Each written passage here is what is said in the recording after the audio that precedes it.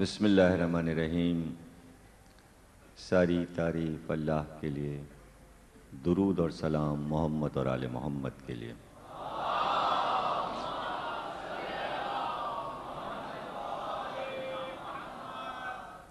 1423 ہجری کے عشرہ محرم کی 8ویں تقریر آپ حضرات حضرت علی اور جہاد کے موضوع پر سماعت فرما رہے ہیں۔ مسلسل 8 روز سے آپ انتہائی عقیدت، محبت، مودت کے ساتھ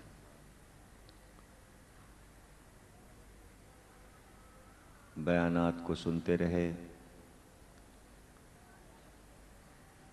محبان اعزا کی جانب سے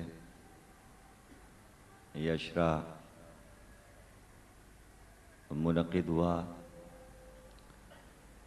ماشاءاللہ نوجوانوں نے بہت ہی محنت کے ساتھ، صدق دل کے ساتھ اس عشرے کو تقریباً پائے تکمیل تک پہنچایا۔ کل کی آخری تقریر اور رہتی ہے یہاں، اور آپ نے خود انتظامات ملاحظہ کیے کہ انہوں نے ہر طریقے سے انتظام میں کوئی بھی کوتاہی نہیں کی، حتی الامکان اپنے مہمانوں کو، عزاداروں کو ہر طریقے کی آسانی پیش کرنے کی کوشش کی۔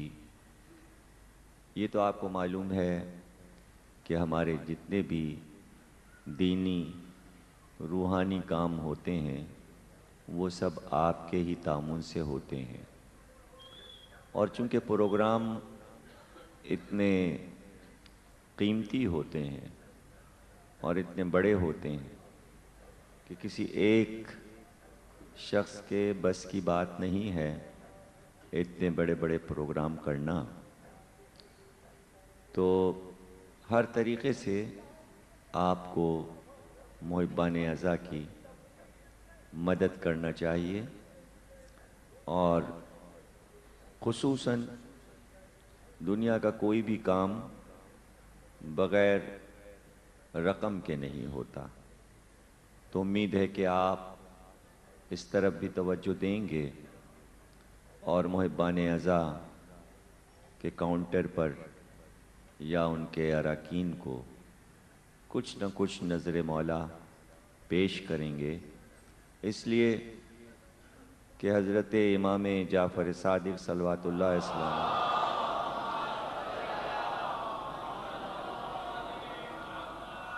ارشاد گرامی ہے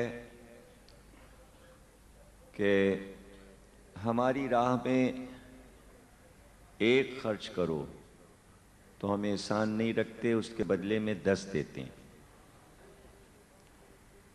تو اپنے کاموں میں برکت رکھنے کے لیے ضروری ہے کہ حسین کی راہ میں بھی سال بسال ہر فرد، وہ کسی بھی حیثیت کا ہو، اس لیے کہ ان کی بارگاہ میں نظر چھوٹی سی ہو یا بڑی سی ہو، ہر نظر قبول ہوتی ہے۔ کسی حقیر آدمی کا تحفہ بھی وہ رد نہیں کرتے۔ شاعران کا زمانہ تھا اور حضرت امام رضا صلوات اللہ السلام علیہ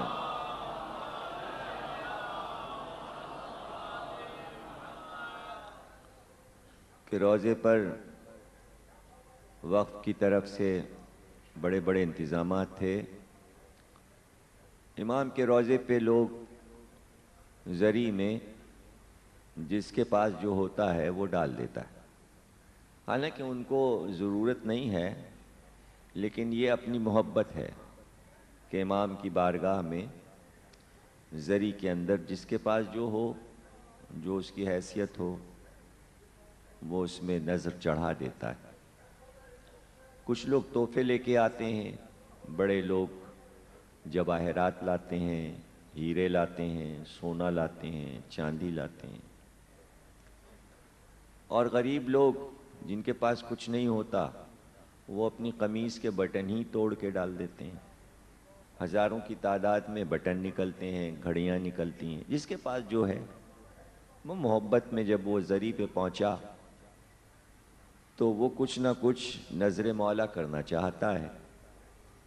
تو ایک صحافی پاکستان سے گیا تھا، اس نے پورے روضے میں خداموں کا انٹرویو لیا۔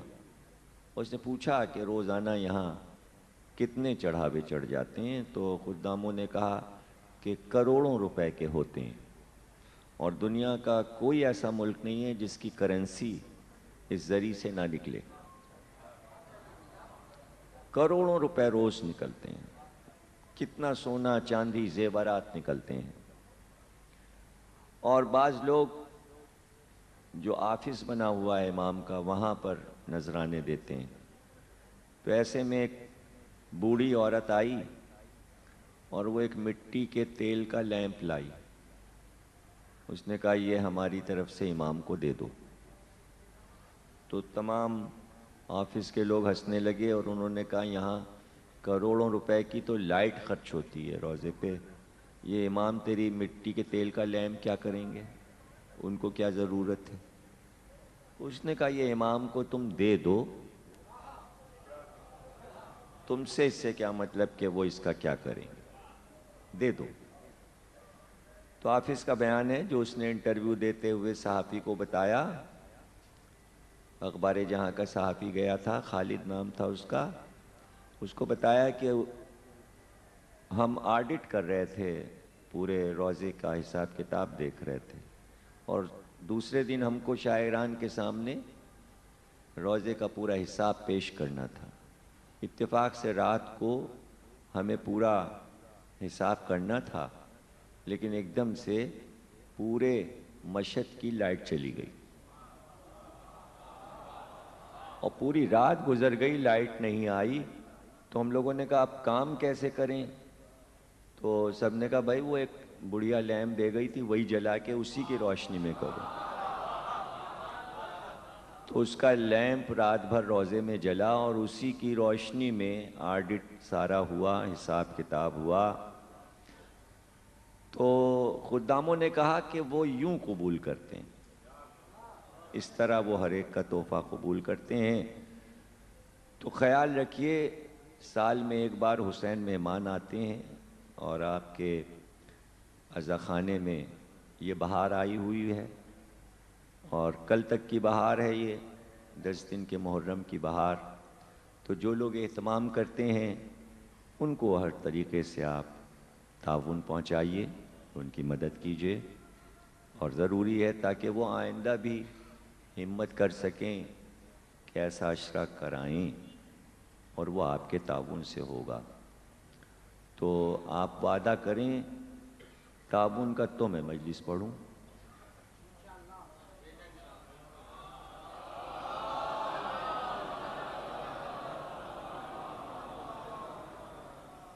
آج کی مجلس پڑھنا میرے لیے بہت مشکل ہے، حالانکہ مجلس اس وقت فیصل آباد بھی جا رہی ہے، موبائل پہ وہاں سب سن رہے ہیں بیٹھے ہوئے، امام باڑے میں وہاں کا مجمع بھی سن رہا ہے۔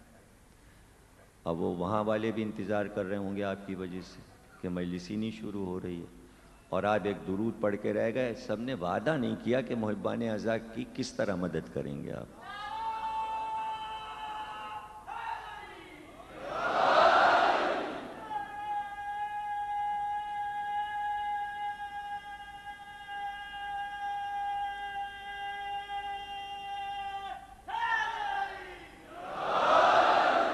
اب جب یا علی کو بیچ میں ڈالا ہے تو وعدے سے نہ پھریے گا، وعدہ ہو گیا ہے، مولا علی چھوڑیں گے نہیں جو وعدہ، ہاں وعدہ پورا کرنا بہت ضروری ہے، اس لیے کہ جہاد ان کے ہاتھ میں، ذوالفقار ان کے ہاتھ میں۔ تو یہ خیال رکھیے گا۔ اور پھر آج حضرت عباس کا دن بھی ہے اور کل کا دن آخری ہے۔ جہاد کے بہت سے طریقے ہیں، تلوار سے بھی جہاد ہوتا ہے، ایک قسم ہے جیسا کہ شروع میں بتایا تھا۔ زبان سے بھی ہوتا ہے، مال سے بھی جہاد ہوتا ہے، اللہ کی راہ میں مال خرچ کرو یہ بھی جہاد ہے، نفس سے بھی جہاد ہوتا ہے، قلم کے ذریعے بھی جہاد ہوتا ہے، اچھی اچھی کتابیں لکھنا یہ بھی ایک جہاد ہے، زبان سے جہاد ہوتا ہے، ان کی شان میں مدح کرنا یہ بھی ایک جہاد ہے، ان کی نصرت کرنا۔ تو جہاد کرنے کے جو طریقے ہیں ان کے لیے لفظ ہیں۔ جب مجاہدین جہاد کریں گے تو اسے مجاہدہ کہیں گے، اور جب جدال ہوگا تو اسے مجادلہ کہیں گے، جب زبانی مقابلہ ہوگا تو اسے مناظرہ کہیں گے، اور جب شعراء جہاد کریں گے تو اسے مشاعرہ کہیں گے۔ تو آج میں یہ والا جہاد پڑھوں گا جسے مشاعرہ کہتے ہیں۔ اب آپ کو پتہ نہیں معلوم ہے کہ نہیں معلوم کہ مشاعرے کے ذریعے کیسے جہاد ہوتا ہے۔ ایک جہاد ہوتا ہے جو شاعر کرتا ہے اور اپنی پوری زندگی کرتا ہے، اور وہ اپنی شاعری کے ذریعے جہاد کرتا ہے، اس لیے جہاں شعر پڑھتا ہے، جہاں وہ اس کا میدان ہوتا ہے جہاد کرنے کا، اس کو کہتے ہیں مشاعرہ۔ تو جہاد تو اللہ کی راہ میں ہوتا ہے، مشاعرہ کس کی راہ میں ہوتا ہے؟ اس لیے کہ زیادہ تر شعراء تو اللہ کے خلاف باتیں کرتے ہیں، زیادہ تر شعراء تو اللہ کے خلاف باتیں کرتے ہیں، اس کی جنت کے خلاف باتیں کرتے ہیں، اس کی حوروں کے خلاف باتیں کرتے ہیں۔ تو پھر یہ شعراء کس کی شان میں جہاد کرتے ہیں، کس کی طرف سے لڑتے ہیں؟ پتہ ہے آپ کو؟ شعراء حضرت علی کی طرف سے جہاد کرتے ہیں۔ ابھی سمجھ ہی میں نہیں آیا تو بابا ہوئے گی کیوں؟ ابھی تو موضوع ہی نہیں شروع ہوا، تو ابھی تو کسی کے سمجھ ہی میں نہیں آیا کہ ہوگا کیا۔ تو شعراء جو ہیں وہ علی کی نصرت میں آگے بڑھتے جاتے ہیں لڑتے ہوئے۔ اب یہ لڑائی بہت مشکل ہے، اس لیے کہ مجمع میں سبھی بیٹھے ہوتے ہیں، اپنے بھی اور پرائے بھی، اور لڑنا ہوتا ہے، جنگ کرنا ہوتا ہے، جہاد کرنا ہوتا ہے، گویا تلوار چلانا ہوتی ہے، اور پھر قتل عام بھی کرنا ہوتا ہے، تاکہ مولا علی پکار کر کہیں کیا جہاد کیا تو نے میری شان میں، کیا میری نصرت کی ہے۔ پھر ادھر سے شاباش بھی ملتی ہے۔ دیکھیں جہاد کے میدان میں رسول اللہ آ کے کبھی یہ نہیں کہتے خوب لڑے، لیکن مشاعرے میں جو شعراء علی کی نصرت کرتے ہیں، مدد کرتے ہیں، تو مولا علی خواب میں آ کے کہتے ہیں بھئی خوب جہاد کیا، ہماری طرف سے تمہارے لیے انعامات ہیں، ہم تمہیں انعام دیں گے۔ تو یہ لڑائی بڑی خطرناک ہوتی ہے۔ اور پھر جب شاعر کوئی بہت بڑا ہو، مشہور ہو، اور تمام مسلک کے لوگ اس کو بڑا سمجھتے ہوں، احترام کرتے ہوں، تو ایسے موقع پر یہ سوچ کے شاعر ذرا سا دبتا ہے کہ اگر ہم کسی ایک کا فیور کریں گے تو کچھ لوگ خلاف ہو جائیں گے، تو ہماری مقبولیت میں کمی آ جائے گی۔ یہی اس کا جہاد بن نفس ہے کہ وہ یہ طے کر لے کہ ہمیں حکومت کی پرواہ نہیں، بادشاہ کوئی ہو، عوام کوئی ہوں، مشاعرے میں کوئی لوگ بیٹھے ہوں، ہمیں علی کے لیے لڑنا ہے۔ ہمیں اس کی پرواہ نہیں کہ بعد میں کیا ہوگا۔ اور آپ کو معلوم ہے کہ مشاعرے میں غزل پڑھی جاتی ہے۔ غزل کے معنی ہیں عشق و محبت کی باتیں کرنا، وہاں گنجائش بھی نہیں ہے اب ان شعراء کا کیا کہنا کہ جہاں عشق و محبت سننے لوگ آئے ہوں کہ مزے مزے کی غزلیں سنیں گے، وہاں لڑائی چھیڑ دے شاعر، جہاد شروع کر دے۔ تو یہ وہ کارنامے ہیں ان شعراء کے جو مجاہد شعراء تھے۔ اس میں سب سے پہلا نام ہے میر تقی میر کا، جو اردو کے سب سے بڑے غزل گو شاعر کہے جاتے ہیں۔ بڑے بڑے مشاعرے ہوتے، آج سے 200-250 برس پہلے بادشاہ بھی مشاعرے سننے آتے تھے، اور سبھی سن رہے ہیں، کسی مشرب کا ہو، کسی مسلک کا ہو، کسی عقیدے کا ہو، سبھی بیٹھے ہوئے ہیں۔ اور ایک بار میر تقی میر شمشیر برہنہ بن گئے، تلوار کھینچ لی اور انہوں نے غزل شروع کی۔ غزل پڑھ رہے ہیں، دیوان چھپا ہوا ہے، اس میں غزلیں موجود ہیں، میں ایک ایک کر کے ان کی غزلیں سناتا ہوں۔ آپ سوچئے گا کہ 250 برس پہلے جب انہوں نے یہ غزلیں مشاعرے میں پڑھی ہوں گی تو مشاعرے کا کیا عالم ہوا ہوگا، کیا منظر رہا ہوگا۔ پڑھتے پڑھتے ایک بار ایک غزل چھیڑ دی میر تقی میر نے بھرے مجمع میں، دہلی کے مجمع میں، جہاں حالات سازگار نہیں تھے، مجمع اپنا نہیں تھا، بادشاہ اپنا نہیں تھا۔ انہوں نے نگاہیں ٹیڑھی کر لیں، ہمیں کوئی پرواہ نہیں، ہم جس کی محبت میں ڈوبے ہوئے ہیں، ہم مشاعرے میں وہی کہیں گے، کوئی مانتا ہو یا نہ مانتا ہو۔ جو معتقد نہیں ہے علی کے کمال کا، ہر بال اس کے تن پہ ہے موجب وبال کا۔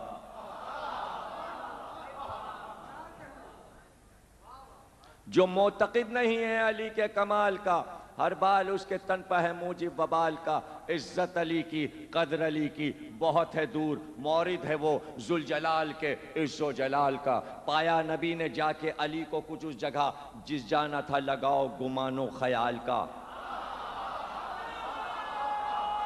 پایا نبی نے جا کے علی کو کچھ اس جگہ، جس جانا تھا لگاؤ گمان و خیال کا۔ فکر نجات میر کو کیا، مدح خواں ہے وہ اولاد کا علی کی محمد کی آل کا۔ جو معتقد نہیں ہے علی کے کمال کا۔ پڑھتے پڑھتے ایک بڑا مشاعرہ تھا، اور قلعے میں مشاعرہ تھا، اور بادشاہ بیٹھا ہوا مشاعرہ سن رہا تھا۔ ایک بار وہ زمانہ تھا کہ جب دوست کو یار کہتے تھے، اب بھی کبھی کہتے ہیں اماں یار کیا کہتے ہو، دوست کو یار کہتے ہیں نا، کسی کا بھی دوست ہو یار کہتے ہیں نا۔ نہیں سن رہے ہیں آپ، مشاعرہ سمجھ نہیں رہے ہیں، یہ جہاد سمجھ میں نہیں آ رہا، یہ علی کی راہ کا جہاد ہے۔ تجھے تو یار اپنا یوں تو ہم ہر بار کہتے ہیں، تجھے تو یار اپنا یوں تو ہم ہر بار کہتے ہیں، لیکن کم ہیں وہ لوگ جن کو یار کہتے ہیں۔ اے معاذ اللہ، دخل کفر ہے اسلام میں کیوں ہو، غلط پوچھ اور باطل بازے جن کو یار کہتے ہیں، غلط پوچھ باطل بازے جن کو یار کہتے ہیں۔ سگے کو میر میں تو اس شیر حق کا ہوں، جس کو سب نبی کا خیش بھائی حیدر کرار کہتے ہیں۔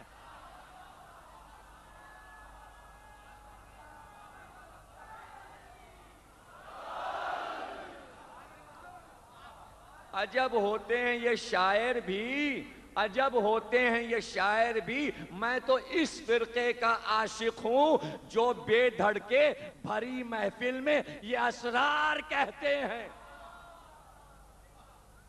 تجھے تو یار اپنا یوں تو ہم ہر بار کہتے ہیں، سگے کو میر میں تو علی کے در کا کتا ہوں، جس کو سب حیدر کرار کہتے ہیں۔ یار اور ہے، حیدر کرار اور ہے۔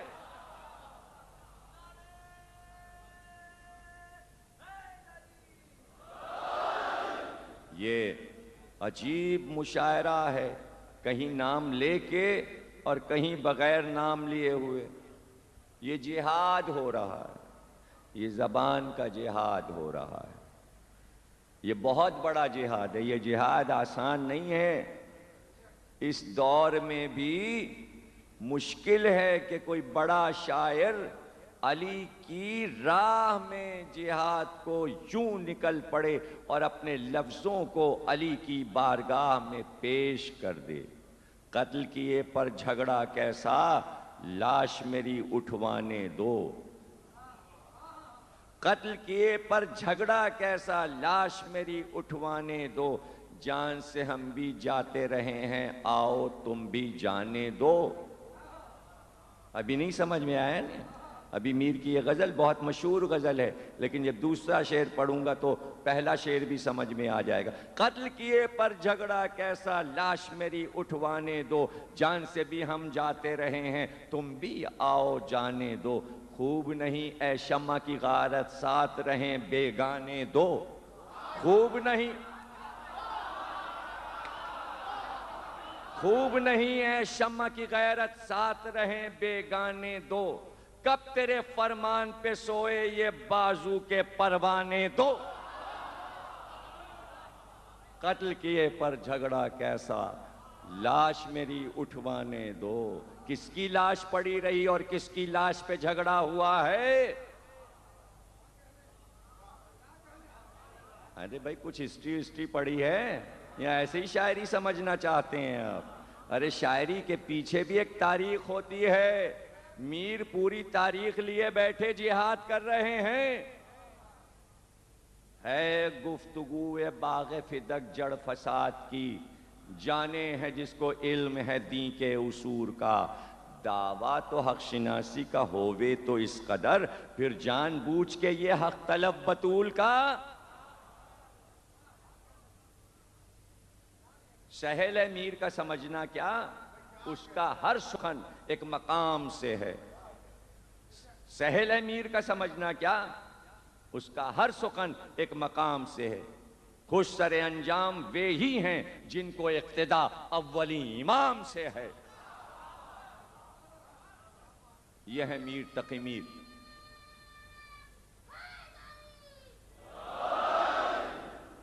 یہ ہے میر تقی میر۔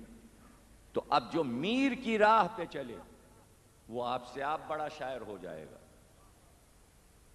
غالب نے اعلان کیا کہ ہم میر کی تقلید میں آگے بڑھ رہے ہیں، تو غالب بھی بڑے شاعر ہو گئے۔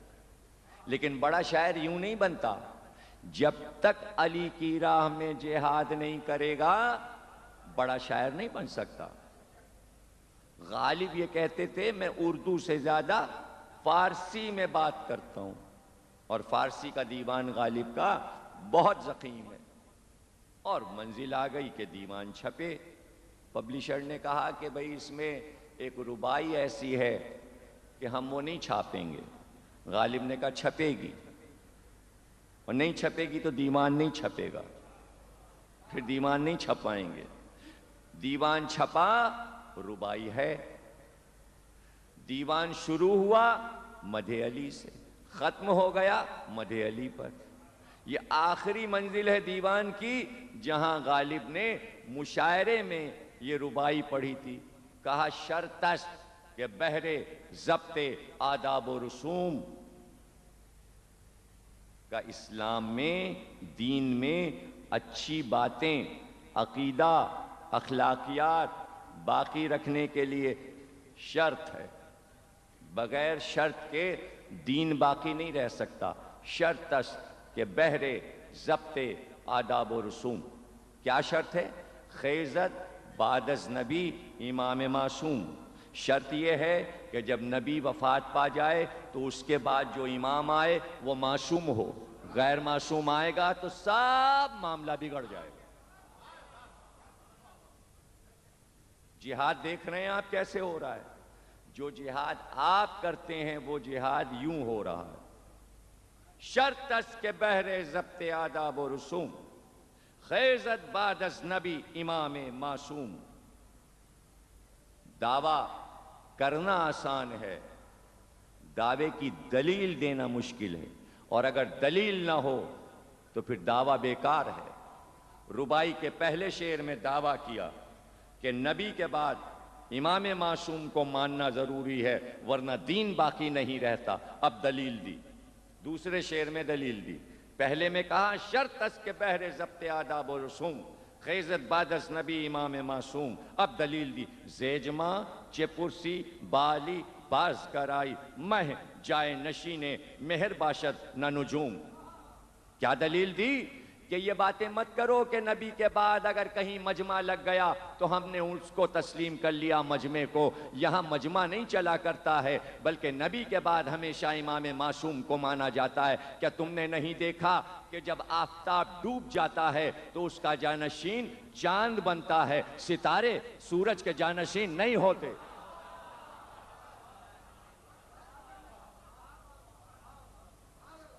خیزت بادس نبی امام معصوم، زیجما چپرسی بالی باز کرائی، مہ جائے نشین مہر باشد نہ نجوم. کہاں سے دلیل لی غالب نے؟ قرآن سے. وَالشَّمْسِ وَالضُّحَاهَا وَالْقَمَرِ إِذَا تَلَاهَا. قسم ہے مجھے آفتاب کی جب وہ روشن ہو، اور قسم ہے مجھے چاند کی جب وہ سورج کا جانشین بن کے اس کے پیچھے پیچھے آئے. یعنی سورج کا جانشین چاند ہے، ستارے نہیں ہیں. اب آپ کہتے رہیے اور ستاروں کی مانند، لیکن آفتاب کا جانشین آج تک ستارہ نہیں بنا، جانشینی چاند کے پاس ہے. اس لیے وَالشَّمْسِ وَالضُّحَاهَا اللہ نے کہا کہ آفتاب سے مراد رسول ہیں اور چاند سے مراد علی ہیں. اور منظر دیکھنا چاہتے ہو تو جب علی نے نبی کو قبر میں دفن کیا تو آفتاب رسالت جہاں غروب ہوا، علی دفن کر کے اب جو قبر سے نکلے تو چاند امامت کا طلوع ہو رہا.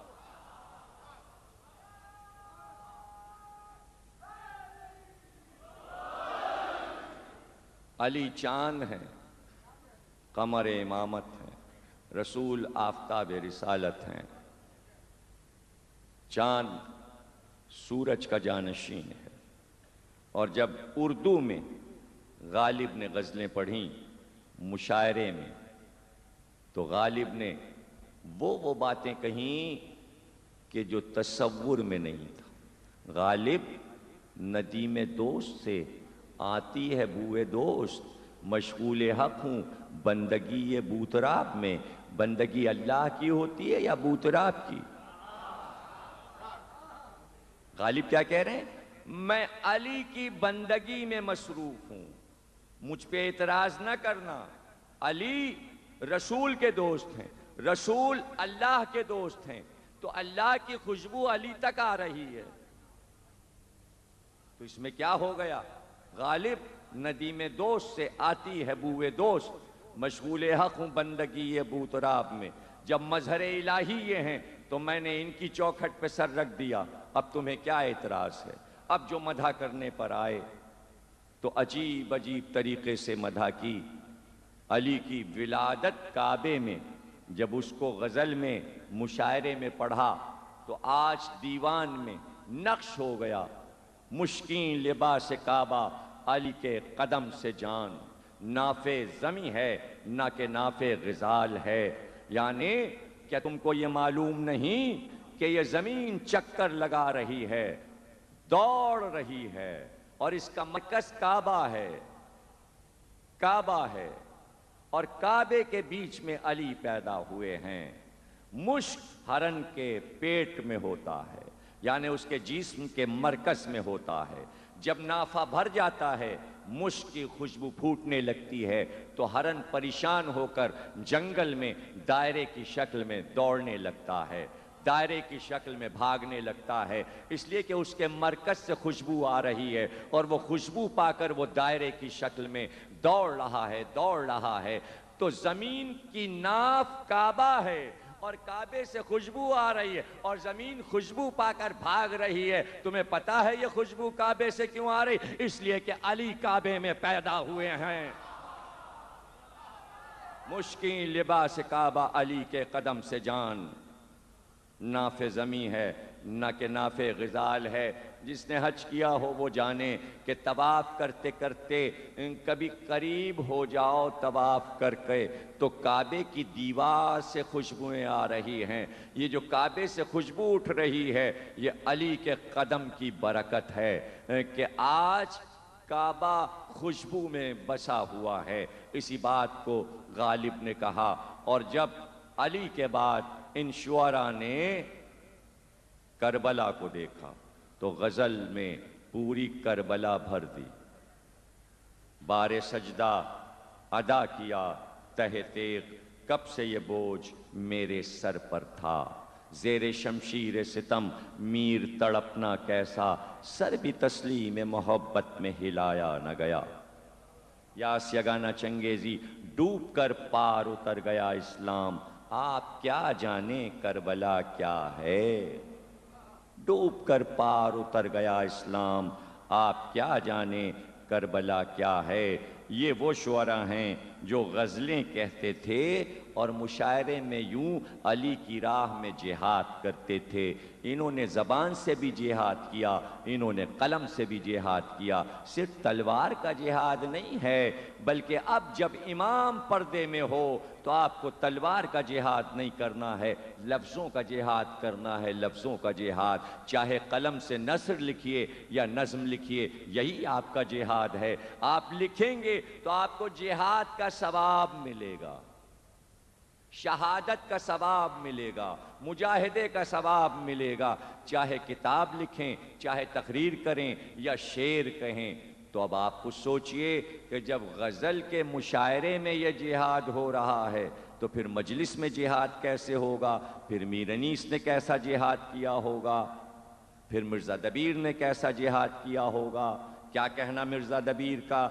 یوں جہاد کرتے تھے کہ میدان جہاد حسین کا دکھا دیتے تھے۔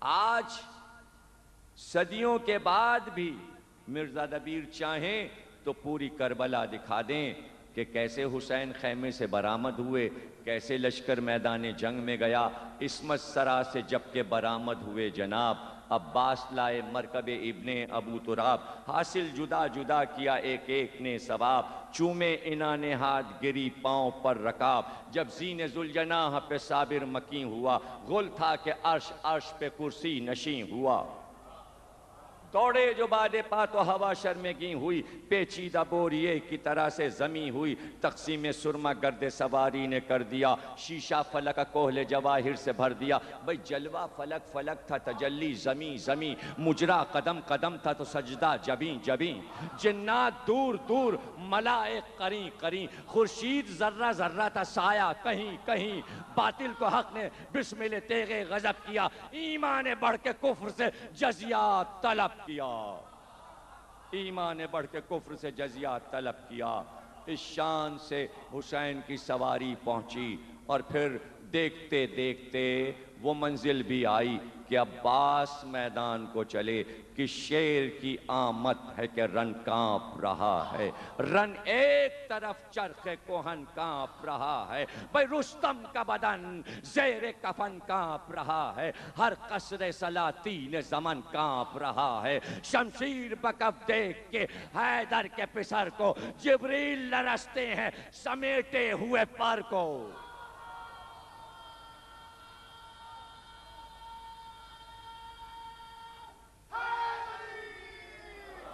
جبریل رستے ہیں سمیٹے ہوئے پر کو۔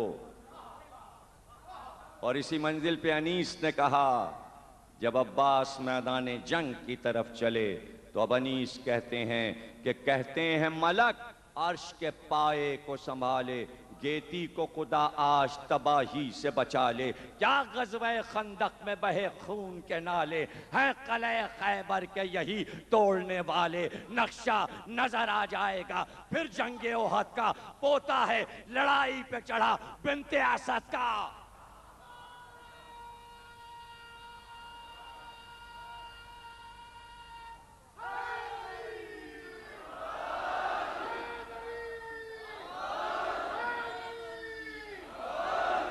پہنچے تو جسکیں میں اڑاتے ہوئے فرس، گھوڑے کو ہاتھ اٹھا کے یہ آواز دی کہ بس، دیکھیں صفیں جمی جو چپو راس و پیش و پس، نعرہ کیا کہ نہر پہ جانے کی ہے ہوس، روکے گا جو ہمیں وہ موت کے پنجے میں آئے گا، ہٹ جاؤ سب کہ شیر ترائی میں جائے گا۔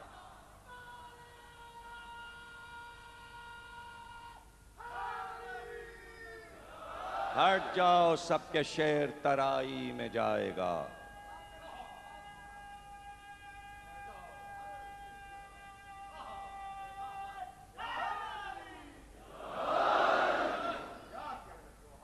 علم ہاتھ میں اور علم کی شان یہ کہ انیس کہتے ہیں پنجہ ادھر چمکتا تھا اور آفتاب ادھر چمکتا تھا اور آفتاب ادھر، اس کی ضیاء تھی خاک پہ ذو اس کی عرش پر، اس کی ضیاء تھی خاک پہ ذو اس کی عرش پر، زرریزی علم پہ ٹھارتی نہ تھی نظر، بھئی دولہا کا رخ تھا سونے کے صحرے میں جلوہ گر، تھے دو طرف جو دو علم اس ارتفاع کے الجھے ہوئے تھے تار خطوط شعاع کے، الجھے ہوئے تھے تار خطوط شعاع کے، علم کا عکس پانی میں پڑا، گویا ایک چاند فرات میں چمکا، سنہرا ہو گیا فرات کا پانی، گھوڑے کو ڈال دیا، مرتجس کو فرات میں ڈال دیا، اور پہلا جملہ کہا تو کیوں پیاسا ہے، تو تو پانی پی لے، لیکن گھوڑے نے گردن کو اٹھا لیا، گویا کہنا یہ چاہتا تھا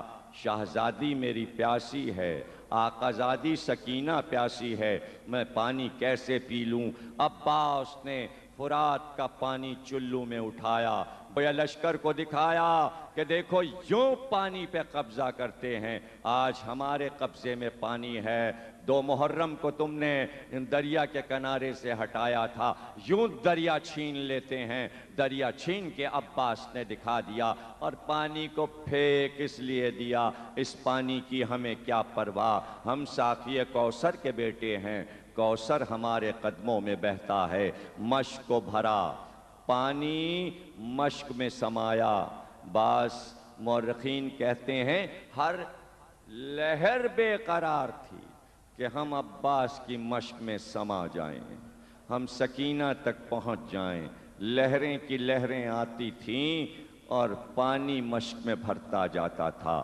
مشک کو بھرا، کاندھے پہ رکھا، لے کر چلے، علم بھی تھا، مشک سکینہ کا خیال بھی تھا، گھوڑے کو تیز دوڑایا، درختوں کی آڑ سے چلے، غازریہ کی طرف سے چلے، رکاب پر پیر رکھتے جاتے تھے، بلند ہوتے جاتے تھے اور دیکھتے جاتے اب خیمہ کتنی دور رہ گیا، اب حسین کا خیمہ کتنی دور رہ گیا، لڑتے ہوئے آگے بڑھ رہے تھے کہ طفیل سنسبی کا وار ہوا، ایک شانہ جدا ہوا، ایک شانہ جدا ہوا، دوسرے ہاتھ سے علم کو تھام لیا، کچھ دیر کے بعد وہ شانہ بھی جدا ہوا، علم خون میں تر زمین پہ گر گیا، لیکن مشک کے دہانے کو دانتوں سے دبا لیا، اب پرواہ یہ تھی کہ بس مشک سکینہ بچ جائے، جب تیروں کی بارش ہوتی تو عباس مشک سکینہ پہ چھپ جاتے، مشک کو بچاتے، چاہے اپنے جتنے بھی تیر لگیں، لیکن بس یہ خیال تھا کہ بچے پیاسے در خیمہ پہ کھڑے ہوں گے، سکینہ پیاسی انتظار کر رہی ہوگی، پانی کیسے پہنچا دیں لشکر حسینی تک، کہ کچھ دور بڑھے تھے لڑتے ہوئے کہ ایک بار کسی ظالم نے سر پہ گرز مارا، گرز کا پڑنا تھا کہ عباس گھوڑے پہ ڈگمگائے، عباس گھوڑے پہ ڈگمگائے، ایک سنسناتا ہوا تیر مشک سکینہ پہ جو لگا تو عباس کا خون اور مشک کا پانی ساتھ مل کر بہنے لگا، بس مشک کا پانی بہا تو عباس کی آس ٹوٹ گئی، عباس کی ڈھارس ٹوٹ گئی، اب عباس یہ چاہتے تھے کہ خالی مشک لے کر ہم خیمے تک کیا جائیں، پانی تو سارا بہتا جاتا ہے، سر زخمی تھا، شانوں سے لہو جاری تھا، گردن زخمی تھی، سینہ زخمی تھا، ایسے میں سبط حسن صاحب علی اللہ مقامہ جب اس منزل پر آئے تو پکار کر سامعین سے یہ پوچھا کہ یہ تو بتاؤ کہ جب اکبر گھوڑے سے گرے تو کیسے گرے، جب حسین گھوڑے سے گرے تو کیسے گرے، ارے جو بھی شہید گھوڑے سے گرا تو تو گرتے گرتے زمین پر اپنے ہاتھوں سے سہارا لے کر گرتا تھا، تو کہتے تھے یہ بتاؤ کہ جب عباس گھوڑے سے گرے تو کیسے گرے؟ تو صرف اشارہ کر کے بتاتے تھے کہ جب عباس گھوڑے سے گرے تو عباس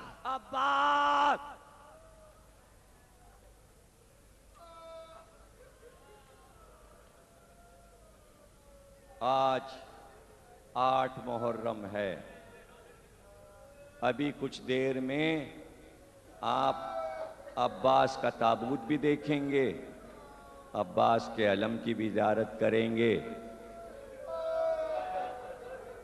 کل کی رات تو قیامت کی رات ہے، شب عاشور کی رات جو ہے نا، یہ جو عاشور کی رات ہے، یہ جو شب عاشور ہے، یہ تو بس اس لیے ہے کہ اس سزا خانے میں، ابھی سزا خانے میں، ابو سزا خانے میں، یہ رات بس گزری جاتی ہے عباس کو رونے کی رات۔ رو لو، اللہ سب کو سلامت رکھے، پھر سب یہ 8 محرم دیکھیں، پھر 8 محرم اسی طرح آئے، ہم پھر عباس کے علم اسی طرح اٹھائیں۔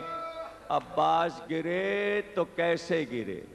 گھوڑے سے گرے تو سر کے بل گرے۔ عباس کا سر تو زخمی تھا اور سر کے بل گرے۔ اب خود سوچو کہ عباس پہ کیا گزری، اور اشقیاء عباس کی شجاعت سے کس طرح دشمنی میں بھرے ہوئے تھے۔ ایک بار عباس نے آواز دی، آقا آپ پر سلام، عباس کا آخری سلام۔ اب جو چلے تو یہ کہتے ہوئے چلے، بھائی عباس، حسین کی کمر ٹوٹ گئی، بھائی کے مرنے سے حسین کی کمر ٹوٹ گئی۔ اکبر حسین کو سنبھالے ہوئے فرات کے کنارے لائے، بھائی بھائی کا لاشا نہ دکھائے۔ حسین نے عباس کو گود میں پالا تھا، 25 برس عباس حسین سے چھوٹے تھے۔ جس بھائی کو گود میں کھلایا تھا اسے خاک و خون میں تڑپتے ہوئے دیکھا، جلدی سے بھائی کے سرہانے بیٹھ گئے۔ عباس کا سر اٹھا کر اپنے زانوں پہ رکھا، کہا عباس حسین آیا ہے، عباس کوئی خواہش ہو تو بیان کرو۔ کہاں آقا ایک خواہش ہے، کہ بتاؤ عباس، بتاؤ میرے بھائی کیا بات ہے؟ کہا آقا جب دنیا میں آیا تھا تو سب سے پہلے آپ کی گود میں آ کر آنکھیں کھول کر سب سے پہلے آپ کا چہرہ دیکھا تھا۔ اب چاہتا یہ ہوں کہ دنیا سے جاتے جاتے آخری دیدار آپ کا کروں۔ دیکھو عباس میری طرف دیکھو۔ کہا آقا کیسے دیکھوں؟ ایک آنکھ میں تیر پیوست ہے اور ایک آنکھ میں اس آنکھ کا لہو جم گیا ہے، آنکھیں نہیں کھول سکتا۔ کہا ٹھہرو عباس، ایک بار یا علی کہہ کر عباس کی آنکھ سے تیر کھینچا، عباس کا لہو صاف کیا۔ کہا عباس اب میری طرف دیکھو، عباس مجھے دیکھو۔ ایک بار عباس نے حسین کا چہرہ دیکھا، بہت پیار کی نظر تھی، تو حسین نے کہا عباس اب ایک بات میری بھی مان لو، عباس ایک خواہش میری پوری کر دو۔ کہا کیا ہے آقا؟ کہا عباس جب سے تم بڑے ہوئے آج تک مجھ کو بھائی نہیں کہا، ہمیشہ آقا کہتے رہے، آقا اے عباس آج ایک بار حسین کو بھائی کہہ کر پکارو۔ ارے عباس کے ہونٹ تو ہلے مگر روح پرواز کر گئی، آخری تمنا حسین کی رہ گئی۔ علم اٹھایا، کہا اکبر عباس کا لاشا کیسے لے جائیں؟ عباس نے تو وصیت کر دی آقا میرا لاشا خیمے میں نہ لے جائیے گا، مجھے سکینہ سے شرمندگی ہے، مجھے سکینہ سے شرم آئے گی، میں بچی کو پانی نہ پلا سکا، تو اب کیا لے کے جاتے؟ عباس کا لاشا فرات کے کنارے رہا، علم لے کر حسین چلے، مگر ایک ہاتھ سے کمر تھامے ہوئے، دوسرے ہاتھ سے علم اٹھائے ہوئے۔ آپ علم اٹھاتے ہیں تو کس طرح اٹھاتے ہیں؟ ایک آدمی علم اٹھاتا ہے اور سب علم کے گرد کہتے ہیں ہائے عباس، ہائے عباس، یا سیدی، یا عباس ابن زہرا، یا عباس، یا عباس۔ منہ سے تو بولو، عباس کا ماتم کیسے کرتے ہو؟ یا عباس، یا عباس۔ تو اب یہ سن لو، پہلا علم عباس کا کس نے اٹھایا؟ پہلا جلوس عباس کے علم کا کیسے نکلا؟ عباس کہتے رہو اور سنتے رہو۔ حسین علم لے کر چلے، اب جو خیمے کے در پہ آئے تو سکینہ نے پوچھا امو نہیں آئے؟ کہ علم آیا ہے بی بی، یہی عباس کا جنازہ ہے، چلو اس کے ساتھ چلو۔ حسین علم لی اور چھوٹے چھوٹے بچے پکار رہے تھے الا تش، الا تش، عباس، عباس، عباس، عباس، عباس، منہ سے بولو، منہ سے بولو، عباس، یا عباس، یا عباس۔